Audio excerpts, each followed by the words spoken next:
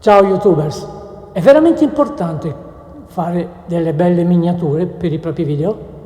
Forse non lo è più tanto, diciamo che è importante comunque fare delle miniature accattivanti, ovviamente seguendo le norme e le regole di YouTube, però è importante anche che i primi 10 secondi siano veramente interessanti, accattivanti, attraenti. Perché?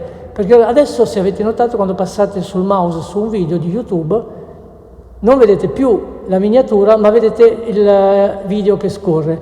I primi 10 secondi di questo video sono molto importanti, perché una persona in questi 10 secondi decide se cliccare o no su quel video. Perciò i primi 10 secondi di un video sono importanti almeno quanto la miniatura. Continuate a fare miniature, continuate a farle bene, belle, però tenete conto che però i primi 10 secondi di un video sono ancora più importanti di prima. Bene, per questo video è tutto. Ciao YouTuber, vi saluto e al prossimo video.